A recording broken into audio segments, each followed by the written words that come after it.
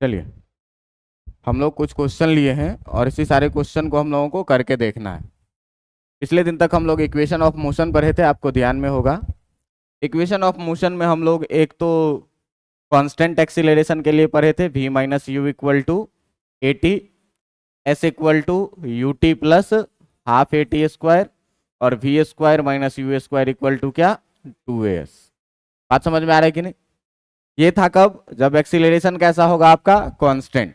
और always valid equation जो मैंने आपको बताया था, वो पहला इक्वेशन था क्या, a equal to d v by, दूसरा था क्या, v equal to d x by, और तीसरा जो इक्वेशन था आपका वो था क्या, a equal to v d v upon क्या, डी एक्स। बात समझ में आ रहा है? ये ऑलवेज वैलिड इक्वेशन था। आपको क्वेश्चन देख करके ये बात समझना है कि हमको कहाँ किस तरीके से इक्वेशन को अप्लाई करना है। बात समझ में आ रहा है? तो इस पूरे कहानी में मैं एक सिंपल सा क्वेश्चन लिया हूं और इस सिंपल सा क्वेश्चन से शुरुआत करेंगे और धीरे धीरे आज के कहानी को आगे बढ़ाएंगे। बहुत सारे कॉन्सेप्ट आपको सीखने को मिलेगी। मेनली इस पूरे कहानी में आपको ये सीखना है क्या, कि कहां पर मुझे किस तरह का इक्वेशन लगाना है। तो किसी भी क्वेश्चन को सॉल्व करने से पहले उस क्वेश्चन में जो भी डाटा गिवन है उस डाटा को आप निकालिए, उस अकॉर्डिंग अपना माइंड चलाइए और जो चीज अननोन है उसको निकालने का कोशिश हम लोग करेंगे। बात समझ में आ रहा है? तो देखो कह रहा है क्या, इस क्वेश्चन में, पहले क्वेश्चन में कह रहा है कि एक कार है जो मूविंग विथ स्पीड 20 मीटर पर सेकेंड। कितने मीटर पर सेकेंड से? तो ये शुरू में कार जो है वो कितने मीटर पर सेकेंड से चल रहा है, 20। इसका मतलब u कितना हो जाएगा, 20 मीटर पर सेकेंड। बात समझ में आ रहा है? अब क्या कह रहा है कि driver apply the brake and stops the car. Driver brake apply करता है और कार को क्या कर देता है, रोक लेता है। रोक लेने का मतलब क्या हुआ कि फाइनली जो इसकी वेलोसिटी हो जाएगी वो कितनी हो जाएगी। बात समझ में आ रहा है? कार क्या हुआ, चल रहा है, ब्रेक लगाए, कार रुक गया, तो फाइनल वेलोसिटी कितनी। और इस रुकने में इसको टाइम कितना लगा है, टाइम कितना लगा है, 4 सेकेंड का। Stops the car in 4 second. तो आपसे क्या कह रहा है कि then find the acceleration of the car. देखो u पता है, v पता है और t पता है, तो तुमको एक्सीलरेशन ऑफ कार निकालना है। तो तुम्हारे पास सिंपल सा देखो कि 3 इक्वेशन है, v minus you equal to क्या, A T, S equal to क्या, U T plus half A T square, और तीसरा क्या, V square minus you square equal to 2as। इसमें देखिए कि वेलोसिटी वगैरह, एक्सीलरेशन वगैरह सारा चीज क्या है, कांस्टेंट। तो इस तीनों में से अब हम कौन सा इक्वेशन लगाएं कि हमको एक्सीलरेशन मिल जाए। तो देखो v पता है, u पता है, t पता है, a नहीं पता है, निकल जाएगा कि नहीं निकल जाएगा। तो फर्स्ट इक्वेशन ऑफ मोशन लगाएंगे और फर्स्ट इक्वेशन ऑफ मोशन आपका क्या कहता है कि v minus you equal to कितने के बराबर में होंगे, ए टी भी है कितने का, 0 का, माइनस यू है कितने का, 20 का, इक्वल टू एक्सीलरेशन हमको नहीं पता और t है पता कितने का। इसका मतलब ये हो जाएगा कितना, -20/4 इक्वल टू क्या, एक्सीलरेशन। और इस तरीके से जो आपका एक्सीलरेशन आ जाएगा वो कितना आ जाएगा, -5 मीटर पर सेकेंड। देखो कि एक्सीलरेशन आया है क्या, नेगेटिव। तो जब भी हम कार को रोकेंगे तो वेलोसिटी बढ़ेगी कि घटेगी लगातार। ब्रेक लगाएंगे तो वेलोसिटी क्या करेगी, डिक्रीज होगी। और जब भी वेलोसिटी डिक्रीज होगी मेरे भाई, तो तुमको याद होगा कि मैं तुम्हें बताया था क्या, कि अगर हम लोग देखें वेलोसिटी टाइम ग्राफ, और वेलोसिटी टाइम ग्राफ अगर यहाँ पर देखिए तो आप देखेंगे क्या कि शुरू में कार की वेलोसिटी जब टाइम थी 0 तो कार की वेलोसिटी थी कितनी, 20। ब्रेक लगाए, धीरे धीरे घटते घटते घटते जब टाइम हुआ 4 तो कार क्या हो गया, रुक गया। बात समझ में आ रहा है कि नहीं? और आपको बताए थे क्या कि वेलोसिटी टाइम ग्राफ का जो स्लोप होता है वही स्लोप आपको क्या बताता है, एक्सीलरेशन बताता है। और स्लोप यहां पर आपको देखना है क्या, कि हम लोग जो लिखते थे कि टाइम 0, तो देखो कि t1 कितना, 0, तो उस समय में वेलोसिटी v1 कितना है, 20। जब टाइम t2 हुआ कितने का, 4 का, तो उस समय में वेलोसिटी v2 कितना हो गया। अब एक्सीलरेशन का फॉर्मूला हम लोग क्या लिखते थे, v2 minus V1 by t2 minus t1, और यहां से जब निकालोगे तो ये भी आ जाएगा कितना, -20/4 -5 मीटर पर सेकेंड स्क्वायर। बात समझ में आ रहा है कि नहीं? तो आप इक्वेशन ऑफ मोशन से बनाइए या ऐसे बनाइए, सवाल दोनों से ही बनना है। लेकिन इस पूरे कहानी को हम लोग पढ़े ही हैं इक्वेशन का मोशन, इसीलिए कि इक्वेशन ऑफ मोशन हम अप्लाई कर सकें। बात समझ में आ रहा है? तो ये बहुत ही आसान सा सवाल था। दूसरा सवाल क्या कह रहा है, the distance after which the car stops. कि अगर हम ब्रेक लगाएंगे तो ऐसा नहीं है कि ब्रेक लगाए और यहीं पे रुक गया, कुछ देर आगे जाएंगे तब रुकेंगे। बात समझ में आ रहा है कि नहीं? तो आपसे यही पूछा जा रहा है क्या कि अगर ब्रेक लगाए और कार रुक गया तो कितने दूर के बाद कार जा करके रुकेगा। बात समझ में आ रहा है? अब देखो कि हमको कौन सा इक्वेशन लगाना है। तो अब हमको एक्सीलरेशन भी पता चल गया है। बात समझ में आ रहा है? तो अब एक्सीलरेशन पता चल गया, यू पता है, टी पता है, ए पता है, टी पता है, ये भी लगा सकते हैं। और हमको भी पता है, यू पता है, ए पता है, एस निकालने के लिए ये भी लगा सकते हैं। तो आप यहाँ सेकंड या थर्ड में से कोई भी इक्वेशन लगाइएगा, दोनों से आंसर सेम ही आना है। बात समझ में आ रहा है? तो बोलो कौन सा लगाऊं मैं? दोनों लगाइए सर, है ना? तो अगर सेकंड क्वेश्चन के लिए हम लोग देखेंगे तो देखो, तो s इक्वल टू है कितना अपने पास, U T plus half A T square. जरा सा ध्यान से देखिएगा, u का वैल्यू है कितना 20, टाइम कितने का लगा है 4 सेकेंड का, प्लस 1/2 एक्सीलरेशन है कितने का -5, और टी स्क्वायर का मतलब कितने का स्क्वायर, ये कितना हो जाएगा 20 चौक 80, और ये हो जाएगा प्लस 1/2 इंटू -5, और 4 का स्क्वायर कितना 2 से कट जाएगा 8 बार में, 8 पंचे 40, तो ये हो जाएगा 80 और माइनस कितना 40, जो कि हो जाएगा कितना 40 मीटर। यानी कि 40 मीटर के बाद आपका कार क्या हो जाएगा, रुक जाएगा। बात समझ में आ रहा है?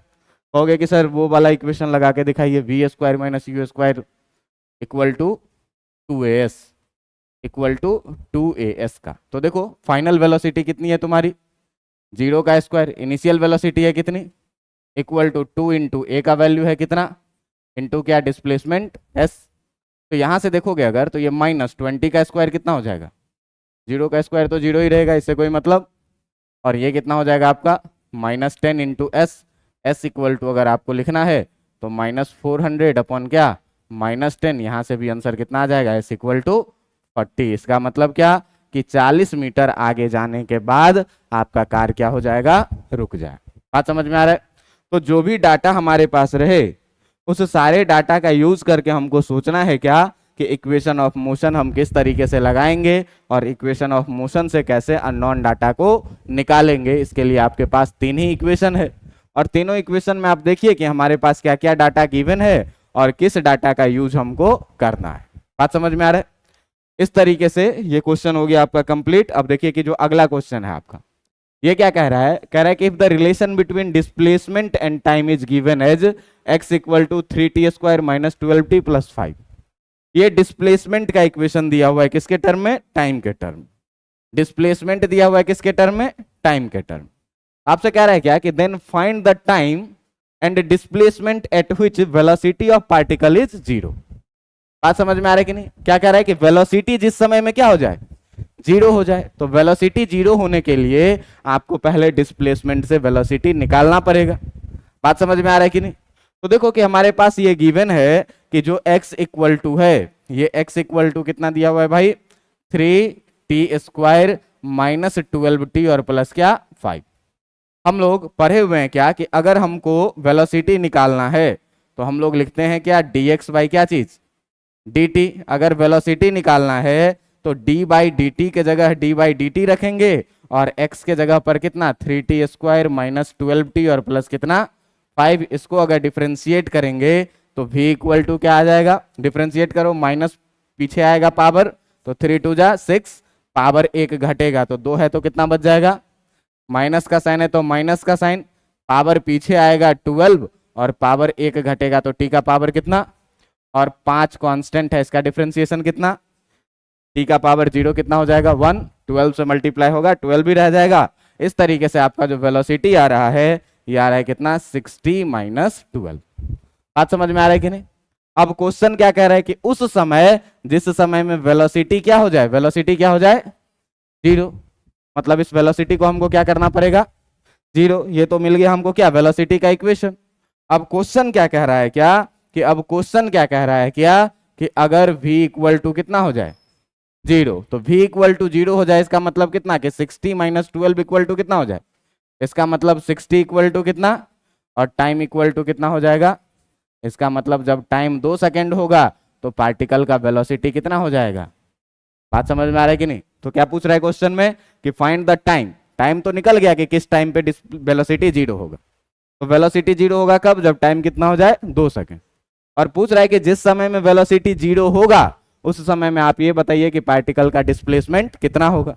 तो डिस्प्लेसमेंट और टाइम में कौन रिलेशन दे रहा है, x equal to 3t² minus 12t plus कितना 5।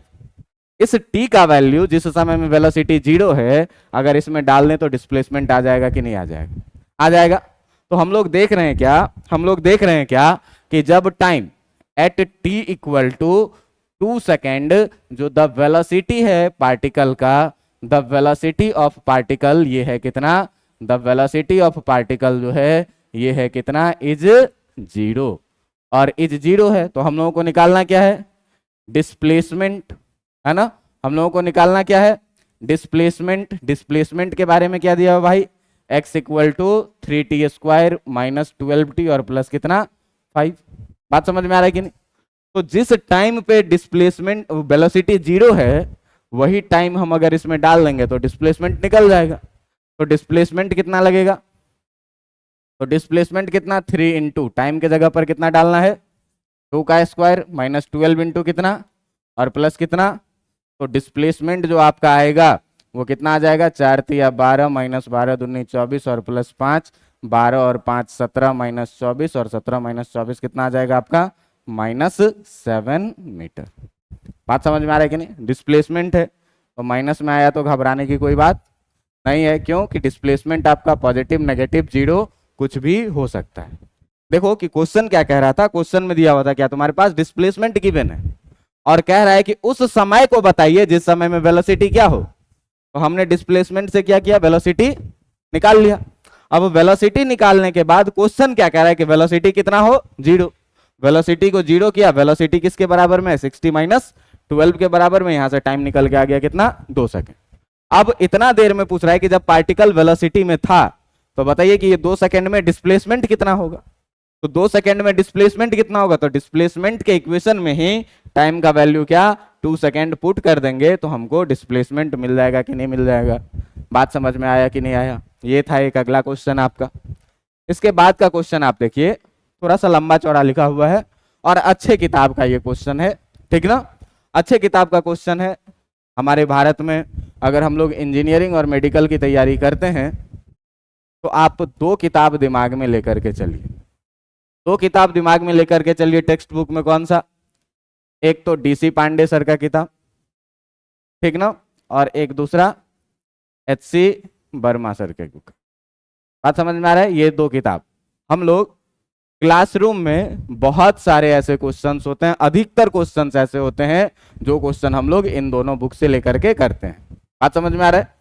तो ये क्वेश्चन मैं अभी DC पांडे सर के बुक से लिखा हूं और DC पांडे सर के बुक से लिखा हूं, तो देखते हैं कि ये क्वेश्चन क्या कह रहा है।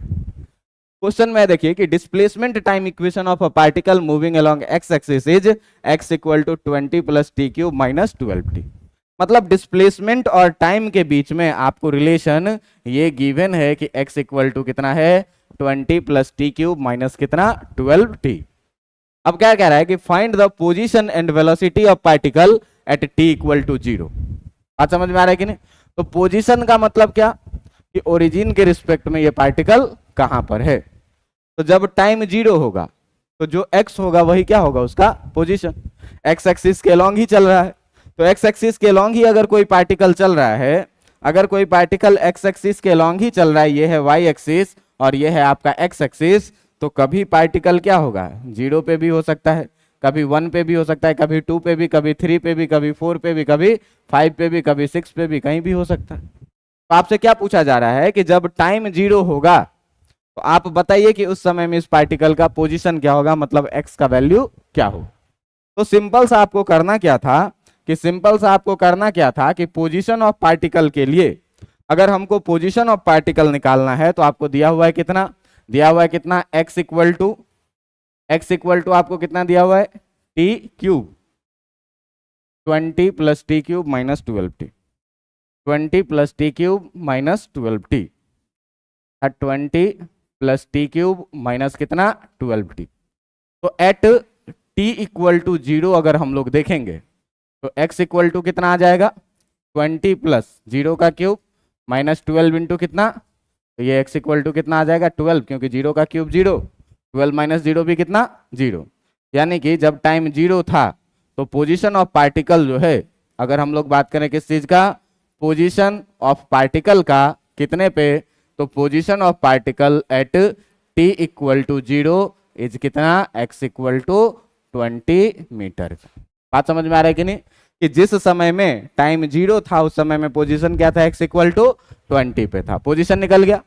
दूसरी बात इसी सवाल में क्या कह रहा है कि find the position and velocity भी निकालना है।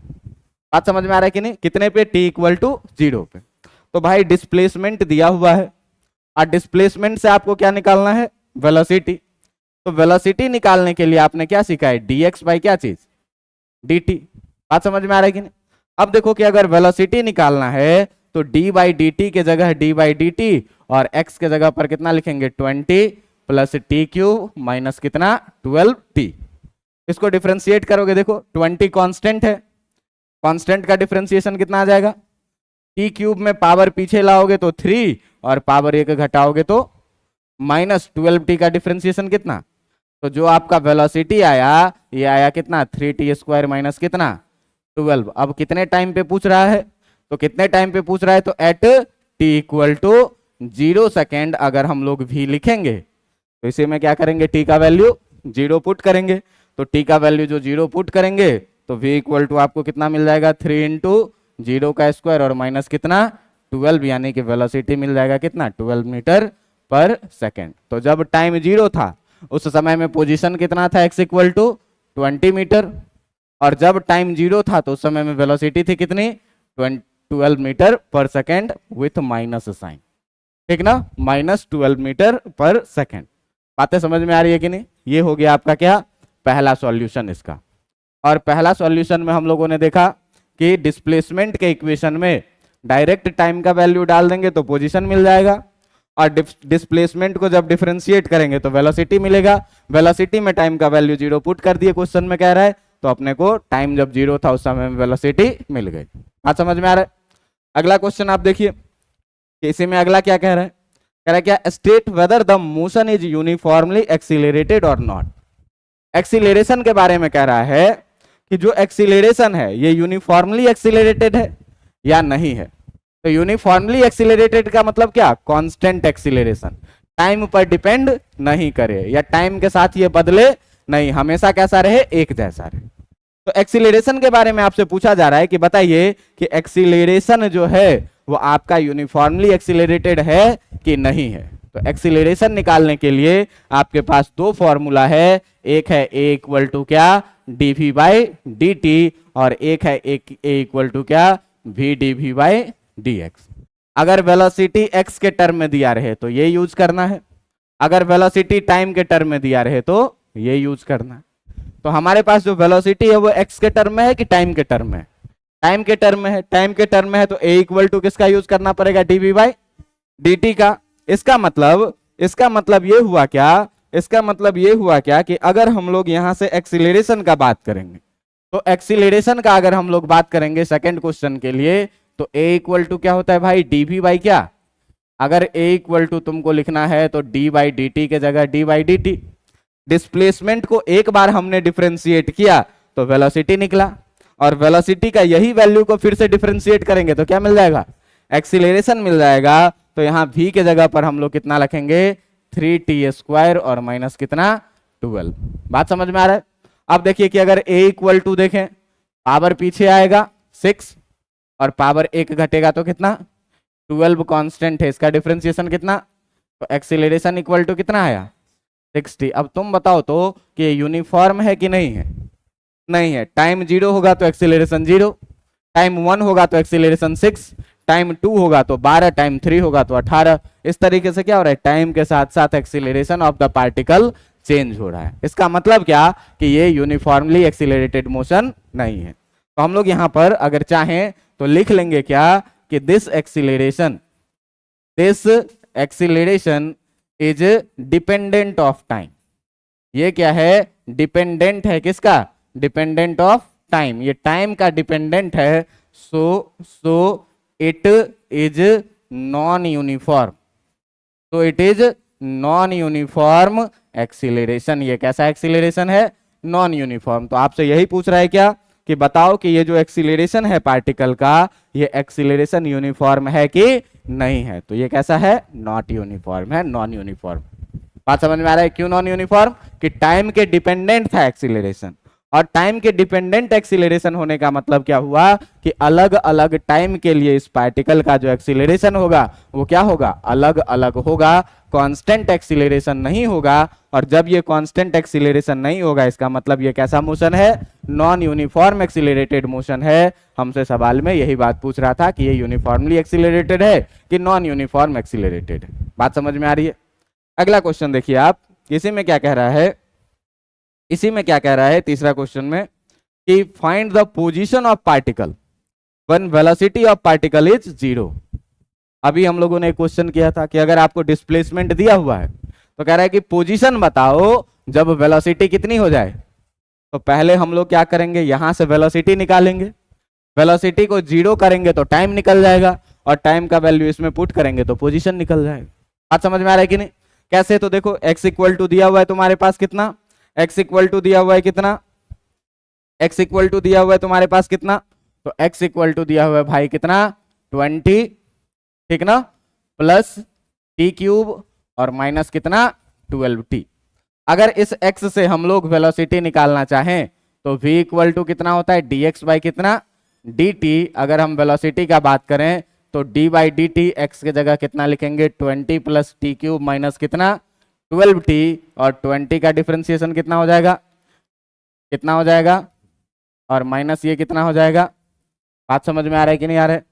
अब देखो कि क्वेश्चन में कह रहा है क्या, अकॉर्डिंग टू क्वेश्चन अगर हम लोग देखें तो अगर हम लोग अकॉर्डिंग टू क्वेश्चन देखें तो अकॉर्डिंग टू क्वेश्चन हमसे कहा जा रहा है क्या भाई कि जो तुम्हारा वेलोसिटी है ये कितना हो जाए? 0 हो जाए। तो वेलोसिटी 0 होने का क्या मतलब? वेलोसिटी 0 होने का क्या मतलब, ये ध्यान देना कि ये अपना वेलोसिटी है और इसी के बारे में क्वेश्चन क्या कह रहा है कि वेलोसिटी कितनी हो जाए? 0 हो जाए। तो वेलोसिटी 0 होने का मतलब क्या हुआ कि जो आपका 3t स्क्वायर माइनस 12 है ये कितना हो जाए? 0 हो जाए। बात समझ में आ रहा है? अब देखो कि 3t स्क्वायर माइनस 12 0 हो तो 3t स्क्वायर कितने के बराबर में? टी स्क्वायर कितने के बराबर में? 12/3। यहां से देखेंगे तो टी स्क्वायर जो आ जाएगा वो कितना आ जाएगा?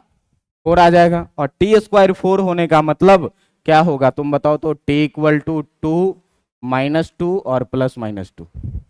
इस तीनों में से कौन सा आंसर सही है?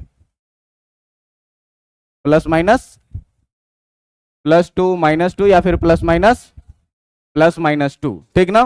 तो यहां से हम टाइम का वैल्यू देखेंगे तो यहां से जो आपका टाइम का वैल्यू आएगा, ये टाइम का वैल्यू क्या आएगा बेटा? Plus minus 2 second. अब सवाल ये उठता है कि t equal to plus 2 second या फिर t equal to minus 2 second.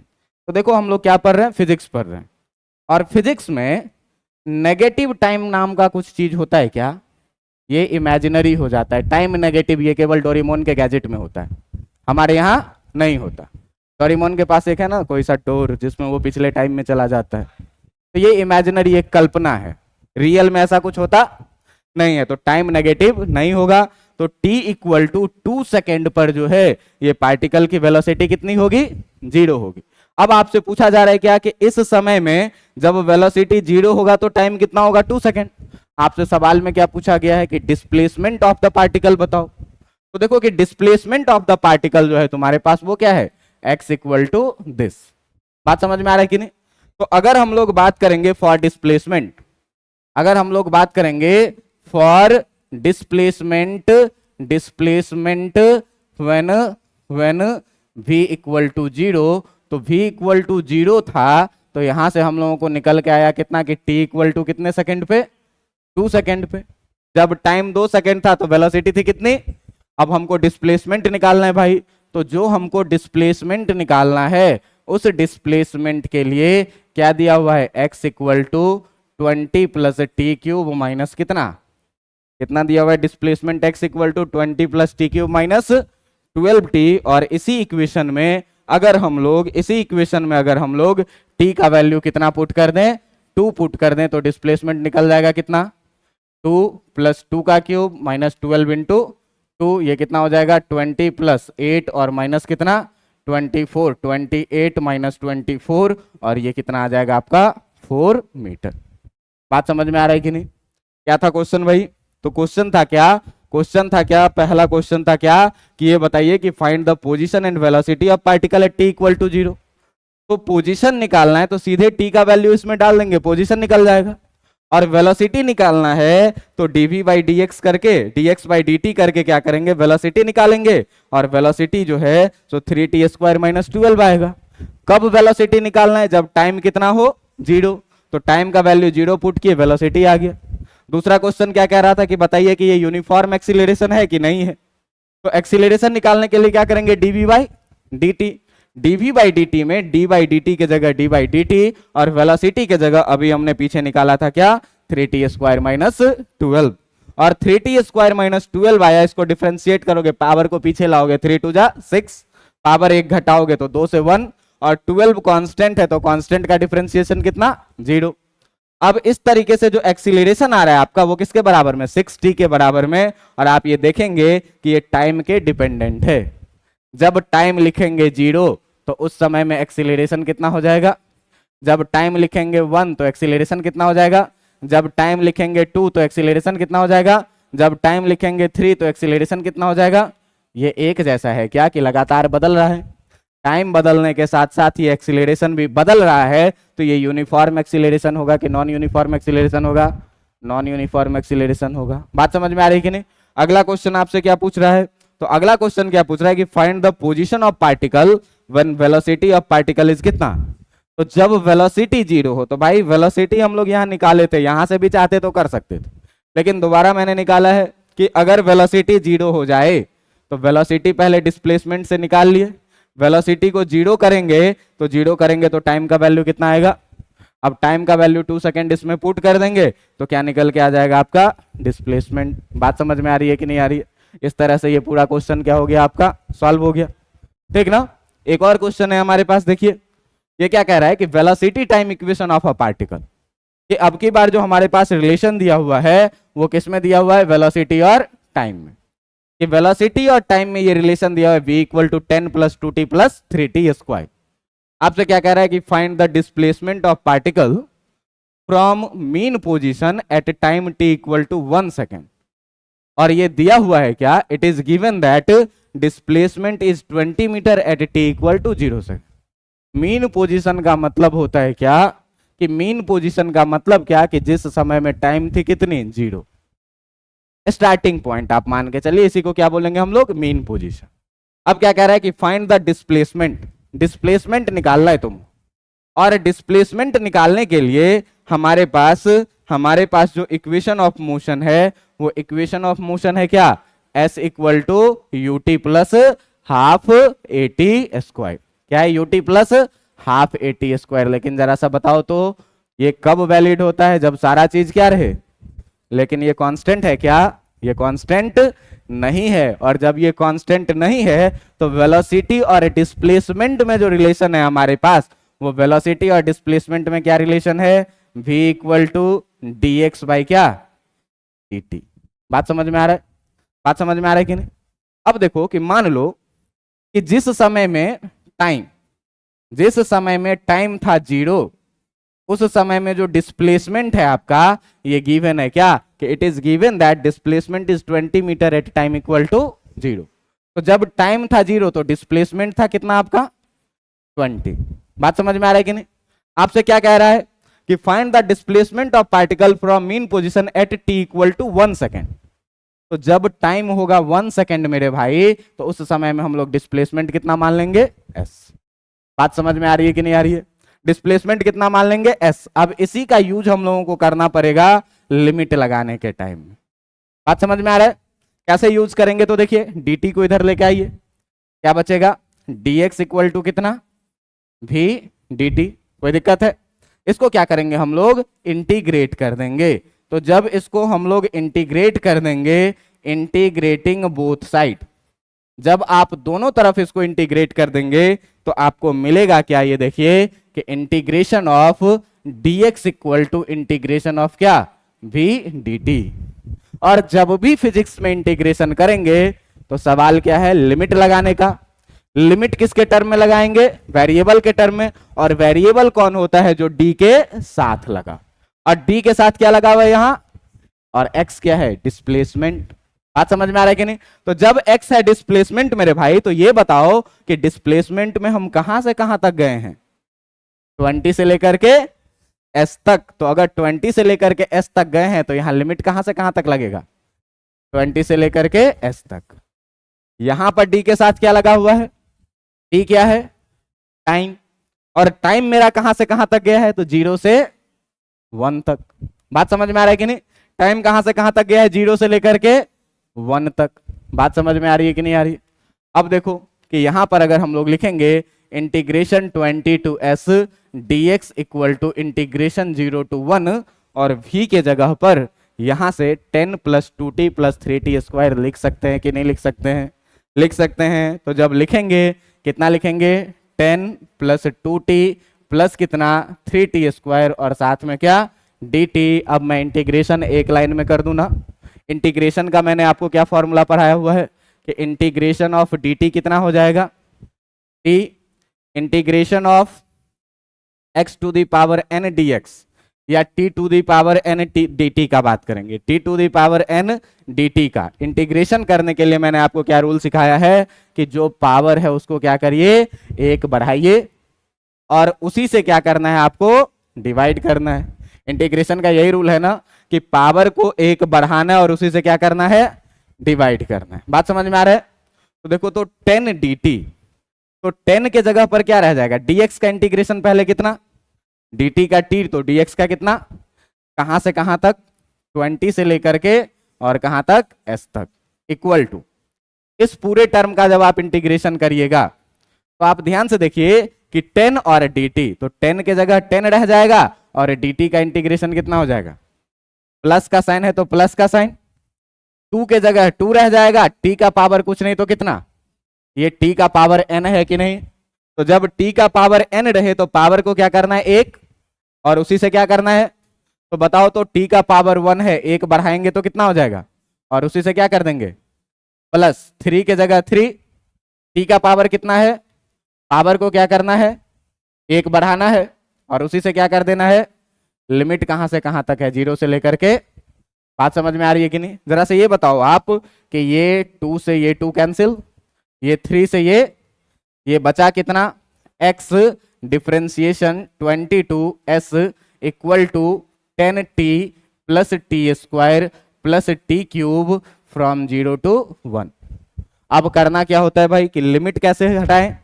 तो पहले x के जगह अपर लिमिट पुट करेंगे। तो x के जगह अपर लिमिट पुट करेंगे तो अपर लिमिट है कितना? माइनस का साइन डालेंगे। अब क्या करेंगे कि x के जगह लोअर लिमिट पुट करेंगे तो लोअर लिमिट है कितना? Equal to. यहां भी सेम काम करना है कि t के जगह क्या करना है? पहले अपर लिमिट पुट करना है। तो t के जगह जब अपर लिमिट पुट करेंगे तो 10 इंटू टी के जगह अपर लिमिट कितना? प्लस टी स्क्वायर का मतलब कितना? और टी क्यूब का मतलब कितना? माइनस का साइन डालेंगे। अब क्या करेंगे कि t के जगह लोअर लिमिट डालेंगे। तो जब लोअर लिमिट डालेंगे तो कितना हो जाएगा? 10 इंटू 0 प्लस 0 का स्क्वायर और प्लस क्या? 0 का क्यूब। आप ये बताओ कि ये पूरी कहानी कितनी हो जाएगी? 0 0 0 मिलके एक बड़ा वाला 0। बात समझ में आ रहा है? अब देखो कि ये हो गया क्या? s minus 20 equal to 10 plus 1 और प्लस कितना? 1। अब देखो कि ये हो गया कितना? s minus 20 equal to 10 plus 1 कितना? तो s इक्वल टू कितना हो जाएगा? 12 और प्लस कितना? और ये s इक्वल टू कितना हो गया? यही तो निकालना था, डिस्प्लेसमेंट कितने का हो। बात समझ में आया कि नहीं? तो जब टाइम 1 सेकेंड होगा तो डिस्प्लेसमेंट कितने का होगा? 32 मीटर का। इस तरह से आज हम लोगों ने देखा कुछ ठीक क्वेश्चन, और इक्वेशन ऑफ मोशन का नहीं मान के चलिए, आप स्ट्रेट लाइन का ही मान के चलिए कि ये आखिरी लेक्चर था आपका इस चैप्टर का। इसके बाद हम लोगों को जो बात करनी है वो बात किस चीज की करनी है? तो हम लोग देखो कि 3 टर्म पढ़े हैं। आजकल के जो नए वाले कोचिंग इंडस्ट्रीज में लोग आए हैं वो लोग बहुत सारा चीज आगे भी पढ़ाते हैं, तो मैं थोड़ा सा चाहता हूं क्या कि मैं चर्चा कर दूं। बात समझ में आ रहा है? थोड़ा सा चर्चा कर दूं, लेकिन वो सिलेबस में है नहीं। चर्चा का विषय है ये कि हम लोग पढ़े हैं क्या कि आपके पास डिस्प्लेसमेंट x इक्वल टू ये टाइम के टर्म में दिया हुआ रहेगा। आपके पास क्या दिया रहेगा, डिस्प्लेसमेंट x दिया रहेगा किसके टर्म में, टाइम के टर्म में, x equal to t square plus something something जैसे दिया हुआ होता था पीछे वैसे। तो हम लोग पढ़े थे क्या कि अगर डिस्प्लेसमेंट से वेलोसिटी निकालना है तो क्या करेंगे, dx बाय डिस्प्लेसमेंट पता रहेगा तो वेलोसिटी निकल जाएगी। अब अगर वेलोसिटी पता है तो एक्सीलरेशन निकालने के लिए हम लोग क्या पढ़े, dv बाई dt। अब वेलोसिटी से क्या मिल गया, एक्सीलरेशन। इसके बाद भी एक और टर्म आता है कि अगर एक्सीलरेशन को हम लोग टाइम के रिस्पेक्ट में डिफरेंशिएट कर दें तो जो हम लोगों को मिलता है उसको क्या बोलते हैं, जर्क। क्या बोलते हैं, और ये जर्क क्या होता है आप लोग जानते हैं, सुने हुए हैं कि नाम नहीं सुने, एक झटका लगता है ना, झटका लगता है कि नहीं, झटका लगता है ना कभी, उसी झटका को क्या बोलते हैं। और वे जर्क कब मिलता है, जब एक्सीलरेशन को टाइम के रिस्पेक्ट में डिफरेंशिएट कर देते हैं, लेकिन ये अपने सिलेबस में नहीं है। बात समझ में आ रहा है कि नहीं। लेकिन प्राइवेट और ऑनलाइन कोचिंग वाला जो बड़ा बड़ा ब्रांड कहता है अपने आप को, वो लोग इसको पढ़ाता है, खैर इसको हमको इग्नोर करके चल रहा है। बात समझ में आ रहा है। अब इस चैप्टर का जो सबसे आखिरी लेक्चर है वो हम लोग ग्राफ पर बहुत डिटेल में अभी तक बात नहीं किए। बात समझ में आ रहा है कि नहीं। ग्राफ पर हम लोग अभी तक केवल इतना ही बात किए हैं, केवल इतना ही बात किए हैं, जिसमें पहला बात था क्या कि स्लोप अगर बात करें जो होता है किसके बराबर में, tan थीटा के, और जो बराबर में होता है किसके बराबर में, द स्लोप, और tan थीटा जो होता है किसका, the slope equal to tan theta, ये किसका, डिस्प्लेसमेंट टाइम ग्राफ का। The slope of displacement time graph जो है ये क्या देता है आपको, गिब्स वेलोसिटी। गिब्स क्या चीज, वेलोसिटी। और आप tan थीटा जानते हैं कि क्या होता है, परपेंडिकुलर बाय बेस। मैं आपको बताया था क्या कि अगर एक ग्राफ लें जिसमें हम यहाँ डिस्प्लेसमेंट लें, यहाँ हम लोग टाइम लें, और सपोज करो कि एक कोई सा नॉन यूनिफॉर्म मोशन है इस तरह से। बात समझ में आ रहा है कि नहीं। तो एक बहुत छोटे से टाइम के लिए अगर हम लोग बात करें, तो बहुत छोटे से टाइम के लिए अगर हम लोग बात करें तो बहुत छोटा सा टाइम कितना बड़ा होगा, dt के बराबर में। ये टाइम कितने के बराबर में है, dt के बराबर में। और छोटे से टाइम में जो पार्टिकल का डिस्प्लेसमेंट भी होगा वो कैसा होगा, बहुत छोटा होगा। तो मान लो कि जिस समय में ये था और जिस समय में ये टाइम था, तो उस समय में ये छोटा सा डिस्प्लेसमेंट कितने का हुआ, dx का। बात समझ में आ रहा है कि नहीं। ध्यान देना कि जो स्लोप लिखते हैं हम लोग, वो स्लोप किसके बराबर में लिखते हैं, tan थीटा के बराबर में। और ये tan थीटा अगर देखें तो हम लोग क्या करते थे, टाइम एक्सिस के साथ पॉजिटिव डायरेक्शन में मेजर किया गया एंगल होता था। बात समझ में आ रहा है कि नहीं। अब देखो ये लाइन जो है ये सीधा लाइन तो नहीं है, कर्व लाइन है। लेकिन मैंने आपको क्या बोला था कि सपोज दैट कि अगर ये कर्व लाइन है तो देखो कि अभी अगर मैं इतना बड़ा टुकड़ा लूं तो ये ज्यादा टेढ़ा दिख रहा है। अगर मैं इस टुकड़े को क्या करूं, छोटा कर दूं, तो पहले के अपेक्षा कम टेढ़ा दिख रहा है। अगर मैं इसको क्या करूं, अगर मैं इसको क्या करूं कि थोड़ा सा अगर और छोटा कर दूं तो ये अब और पहले से कम छोटा दिख रहा है, टेढ़ा दिख रहा है। अगर मैं इसको क्या करूं कि बहुत छोटा कर दूं, तो अब बताओ कि ये जो पोर्शन है वो कैसा दिख रहा है, स्ट्रेट दिख रहा है। बात समझ में आ रहा है कि नहीं। तो अगर किसी कर्व लाइन के हम बहुत छोटे टुकड़े के लिए बात करेंगे तो वो ऑलमोस्ट कैसा आपको दिखेगा, स्ट्रेट दिखेगा। अब जरा सा देखो कि यहां पर तुमको एक ट्रायंगल दिख रहा है, मान लो ये पॉइंट इसका नाम रखते हैं A, ये पॉइंट इसका नाम रखते हैं B, और ये पॉइंट इसका नाम रखते हैं C। ये एक ट्रायंगल आपको दिख रहा है कि नहीं दिख रहा है, दिख रहा है। इसी ट्रायंगल को क्या करिए, थोड़ा सा जूम कीजिए और निकालिए बाहर। बात समझ में आ रहा है कि नहीं। आप देखेंगे ध्यान से कि मैंने जो इसको जूम किया है, ये पॉइंट है A, ये पॉइंट है B, ये पॉइंट है C, ये एंगल है थीटा, ये लेंथ कितना हो जाएगा BC, dx के बराबर में। dx ये तो BC भी कितना, और ये जो AC है ये किसके बराबर में हो जाएगा, dt के बराबर में। आपने पढ़ा था क्या कि आपने पढ़ा है क्या कि जो स्लोप होता है tan थीटा, जो स्लोप होता है, और ये किसके बराबर में होता है, tan थीटा के बराबर में। और इस tan थीटा को हम लोग क्या लिखते हैं, परपेंडिकुलर बाय क्या, परपेंडिकुलर है कितना भाई, और बेस है कितना भाई, ये तो डिस्प्लेसमेंट बाय टाइम है। और इस डिस्प्लेसमेंट बाय टाइम को हम लोग क्या बोलते हैं, तो क्या लिखे थे कि slope of displacement time graph gives velocity. इसी तरीके से दूसरा पॉइंट क्या लिखे थे, इसी तरीके से दूसरा पॉइंट क्या लिखे थे कि slope of velocity time graph, कि जो slope of velocity time graph होता है वो slope of velocity time graph ये क्या देता है, गिव्स द एक्सीलरेशन, और इस एक्सीलरेशन को क्या लिखते थे, ए इक्वल टू डीवी बाई क्या चीज, dt। अगला पॉइंट क्या लिखे थे, तो अगला पॉइंट जो हम लोग लिखे थे वो क्या लिखे थे कि एरिया बाउंडेड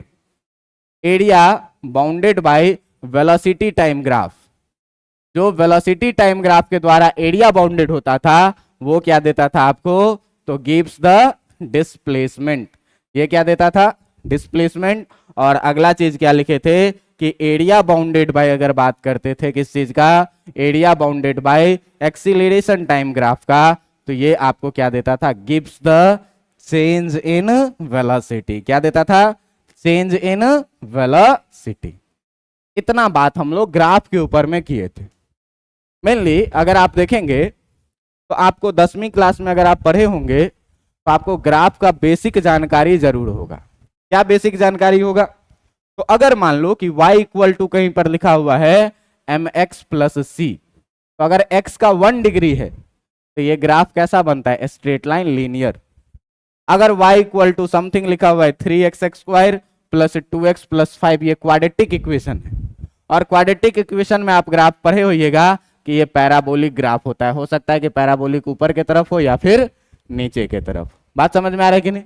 इसी तरीके से अगर कोई क्यूबिक ग्राफ हो 3x³ minus 2x² plus 5 something कुछ ऐसा, तो ये जो ग्राफ होता है ये कुछ इस तरह का ग्राफ होता है। तुम ध्यान देना कि जितना डिग्री x का, x एक्सिस को उतने जगह काटेगा। 2 डिग्री तो कितने जगह काटा, 3 डिग्री तो कितने जगह काटा। ये छोटी मोटी बातें हैं, बात समझ में आ रहा है कि नहीं। और दो चीज हमारे पास है क्या, कि एक है डिफरेंशिएशन, एक है क्या चीज हमारे पास, डिफरेंशिएशन। जिस डिफरेंशिएशन में पावर क्या हो जाता है, पावर रिड्यूस हो जाता है, कितने से, बाय 1 से, पावर 1 घटाते हैं डिफरेंशिएशन। और एक है क्या, इंटीग्रेशन। इंटीग्रेशन में क्या होता है कि पावर राइज करता है, कितने से, बाय 1 से। बात समझ में आ रहा है कि नहीं। तो तुम जरा सा सोचो कि अगर हमारे पास डिस्प्लेसमेंट x दिया हुआ है t² प्लस 3t प्लस 5, तो इसका अगर हम डिस्प्लेसमेंट टाइम ग्राफ बनाएंगे तो ये क्वाड्रेटिक ग्राफ है, पैराबोलिक बनेगा कि नहीं। तो अगर हम यहां से वेलोसिटी निकालेंगे तो dx बाई क्या लिखेंगे, dt, और dx बाई dt कितना आ जाएगा, 2t प्लस कितना, और इसका पावर है कितना। इसका मतलब जिसका डिस्प्लेसमेंट टाइम ग्राफ क्वाड्रेटिक होगा उसका वेलोसिटी टाइम ग्राफ कैसा होगा। बात समझ में आ रहा है कि नहीं। और स्ट्रेट लाइन होगा। और अगर यहीं से हमको एक्सीलरेशन निकालना है तो क्या लिखेंगे, dv बाई कितना, dv बाई dt, और इसको डिफरेंशिएट करोगे तो कितना मिलेगा। और ये 2 क्या है, कांस्टेंट, और कांस्टेंट का ग्राफ कैसा होता है, पैरेलल टू x एक्सिस। बात समझ में आ रहा है कि नहीं। तो इसी सब चीज के बारे में मोटा मोटा जो डिटेल डिस्कशन हम लोगों को करना है कि कब एक्सीलरेशन पॉजिटिव होगा, कब एक्सीलरेशन नेगेटिव होगा, कब वेलोसिटी पॉजिटिव होगा, कब वेलोसिटी नेगेटिव होगा, ये सारा डिटेल डिस्कशन कहाँ करना है, अगले क्लास में। और अगला क्लास इस चैप्टर का मोशन इन 1 डायमेंशन का आखिरी क्लास होगा। बात समझ में आ रहा है।